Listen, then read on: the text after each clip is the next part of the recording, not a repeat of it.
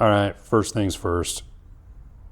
You ever heard one of those stories, online, or a friend or a family member, maybe it's yourself, some guy that's like, nope, I will never have a cat in my house. I'll never own a cat, no matter how cute it is as a kitten. That is just not something that's going to be in my house. Well, that was this guy. Absolutely, was adamant that I would never own a cat. But kids are persuasive, and circumstances change, and suddenly I find myself with a cute little kitten in my house, and it just didn't seem right to have that kitten in the house and to not have some type of a playground for cats, or I don't even know what you would call this thing. So I went ahead and put together something very simple. A couple of mats from Amazon. This is a little like cat tent looking thing. A hammock down here, a scratching post. I think it should work out pretty good, and it'll get her up high enough that she can look out the window and look at the birds with a bird feeder and dream. But I hope you enjoy it. So first thing, get your heater going. That's going to be crucial. And then you just make a bunch of random cuts like this, and then you'll put it together to make it look something like this. And there it is in its rough glory.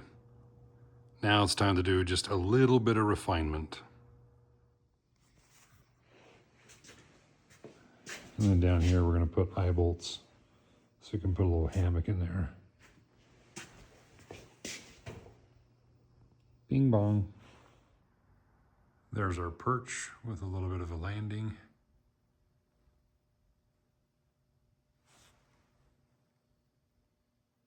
Going down to the hammock, another little perch, and this is another view from the side.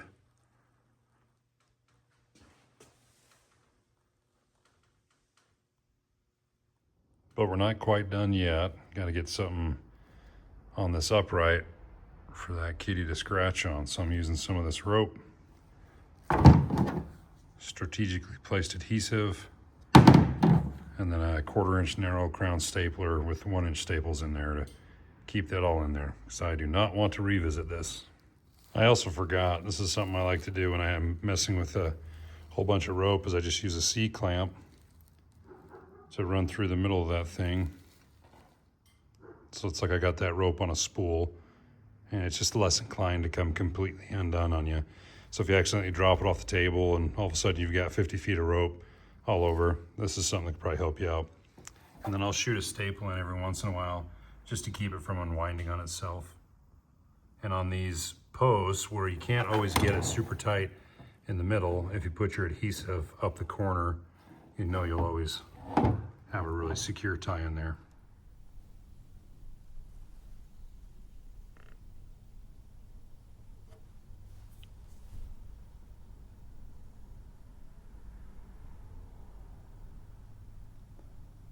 Again, I like to put that on the corners where I know that adhesive is going to have bite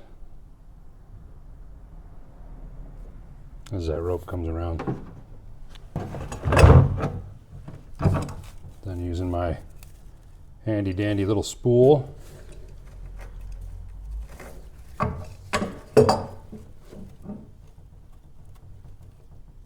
get that nice and tight, bring it around.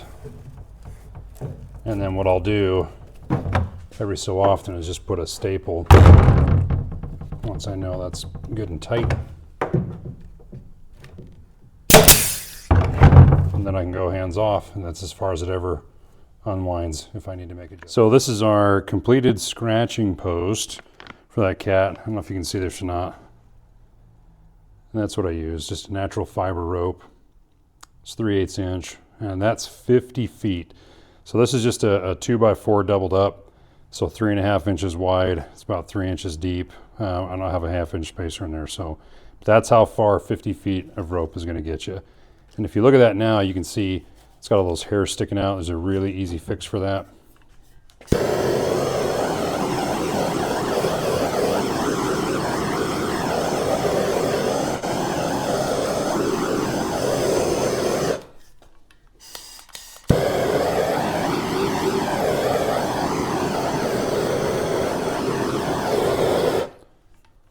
And that gets it pretty clean as can be.